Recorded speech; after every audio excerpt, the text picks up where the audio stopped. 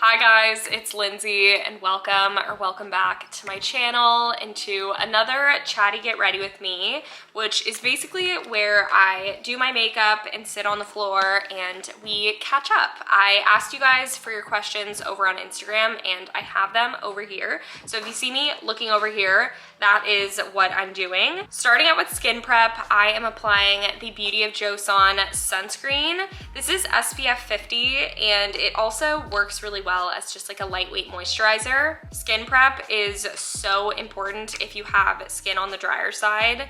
And now I'm gonna put on a little bit of eye cream. This is the Glossier Full Orbit eye cream and it sinks in really quickly and just helps with any fine lines under your eyes because I am 27.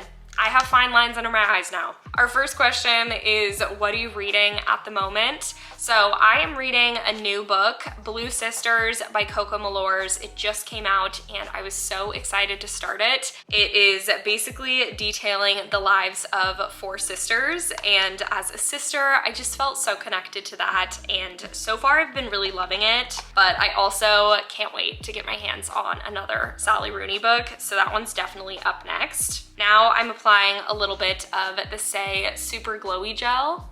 This is the last step in my prime routine. It just makes your skin look and feel so hydrated and glowy. Like compared to when I started this video, my skin was looking a little dull and it just came back to life. How to rediscover your style in your mid-20s. I feel like I rediscovered my style at the beginning of last year when I did my 75 Hard Style Challenge. If you haven't already stopped shopping, I feel like doing a 75-day no-buy for me was the biggest reset and reframe of my personal style and my shopping habits that I've ever done, and it's really impacted my entire year. So if you haven't already tried doing a no-buy and instead focus on inspiration and using what you have, I'm now applying the Hourglass Hydrating Skin Tint. This has a little bit more coverage than I'm used to, but if I'm on camera, I feel like it is kind of nice to have more coverage sometimes. Do you organize your outfits digitally somewhere? I've seen some apps for cataloging your closet lately. I've seen this too, and I find it so fascinating. Apparently, you can catalog every item of clothing you have, and it will show you data at the end of the year or however many months of like how often you wear different pieces or what percentage of your catalog is made up by tops versus pants or dresses. And I do think it's very fascinating, but I don't know if personally it would help me make new outfits. I'd love to know your opinion, if you've done it, if it was worth the amount of effort put in to take photos of everything you own, because I have a lot of clothes and it just intimidates me, honestly, but I am interested. I find it fascinating. If you've done it, please let me know. This has been the most popular question. How was living with your boyfriend so far, and how did you know it was time to move in together? So we have been living together since June, and it was honestly such a natural transition into moving in together because of how much time we were spending together. It didn't feel like a big deal at all. It just felt like the natural next step to be taking. And I've lived alone here for 3 years, so I had definitely gotten a pretty good amount of time on my own to know what that was like, and I loved it.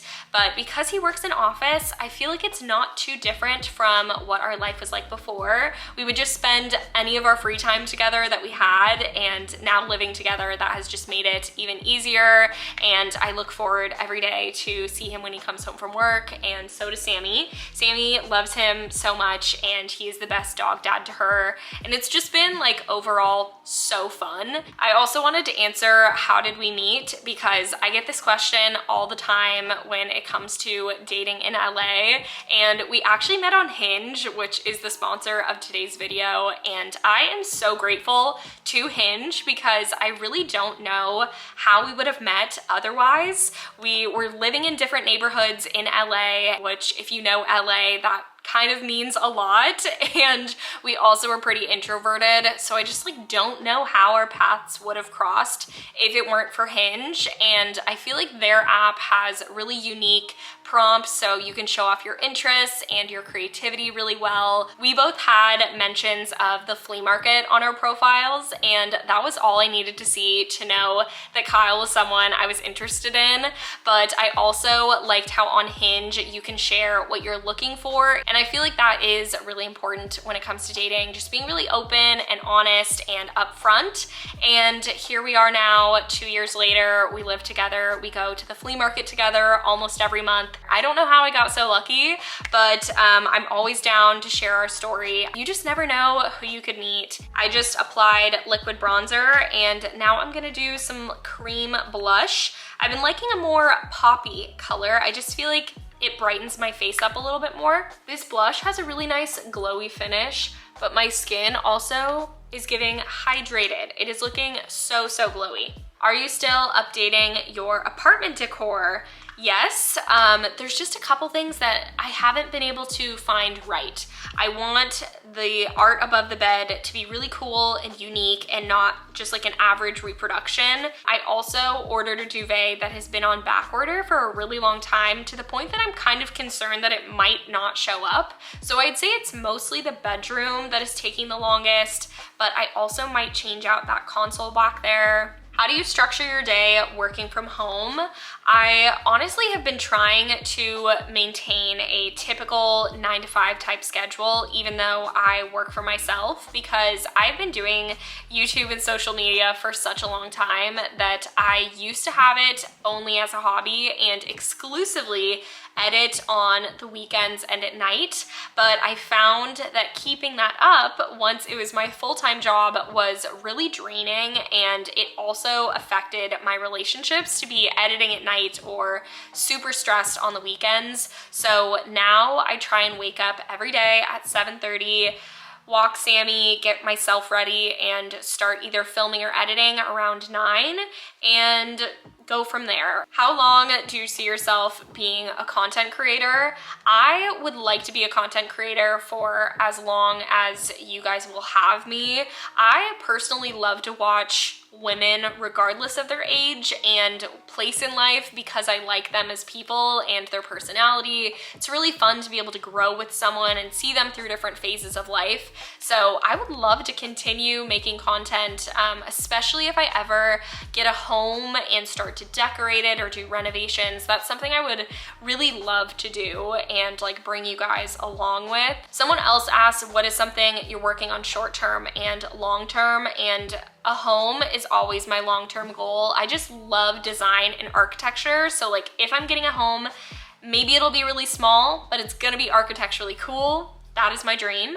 And then short term, I am working on a clothing swap that is this month. It'll probably have happened by the time this goes live, but I would love to do those routinely and creating more community for this space, because that has been bringing me so much joy, and I just do love creating content. So I'm gonna keep doing this for a long time. This is the Glossier lip pencil in the shade Grip, and it is pretty dark, but I'm gonna blend it a little bit. It's just like a bright pink.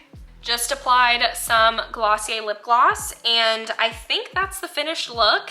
I might put on mascara, but I also don't really feel like it. I feel like mascara is just like such a pain to take off that I don't always apply it. But I have a couple more questions. How are you feeling health-wise? I almost didn't answer this because the answer is good. I feel like I've been feeling the most stable in my chronic illness, in my stomach issues, in my life. I was dealing with so much fatigue from my Hashimoto's and my SIBO this time last year, and it really did take a full year to get rid of it, but I'm feeling so much better, and I don't feel stressed when it comes to eating now, and it's just been, I mean, a long year, but I feel really great. And I've even had enough energy to work out like 3 times a week, which I've never done before. So that's been really cool. I feel like health-wise, I'm thriving, and I don't even want to like say that out loud because I'm scared. Advice for a newly gluten-free girly: I feel like one of the hardest parts of becoming gluten-free is honestly the acceptance that you have to be,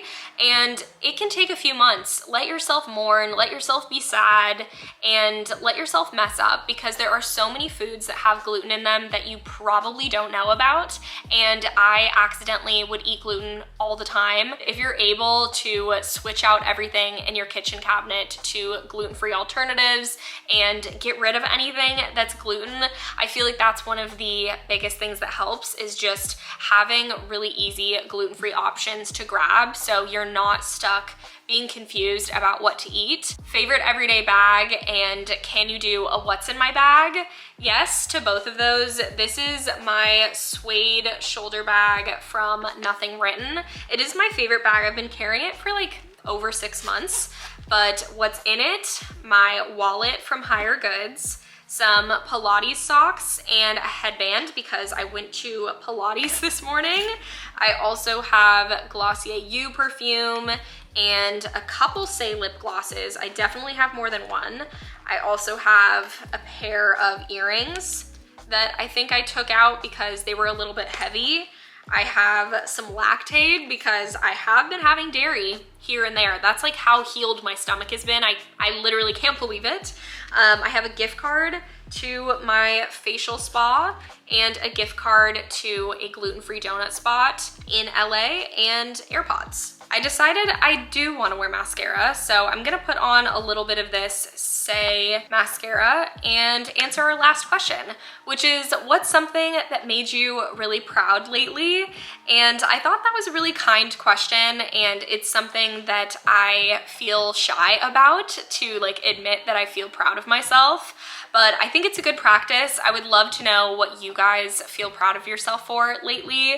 For me, it's definitely the clothing swap that I'm hosting this month. We got 500 RSVPs in less than 2 days, and I just felt so supported and encouraged, and it was something that I was really scared to do. I've never hosted an event before, and I was scared no one would be interested, and I'm really proud of myself for pushing through that and saying no and doing it anyway, because I was wrong. A ton of people believed in me, and that just felt so good, and I can't wait for the actual event. I think it's gonna be so special, and hopefully something that we can do twice a year, because we had even more people interested in coming. I am just gonna apply a bit of concealer with this fluffy brush because I forgot to apply concealer, and it's not that noticeable, just in like the hollow right there. I just need a touch. That is it for this makeup look. Thank you guys for hanging out with me and supporting me and just being so kind as always. And I will see you with some new content very soon. Bye guys.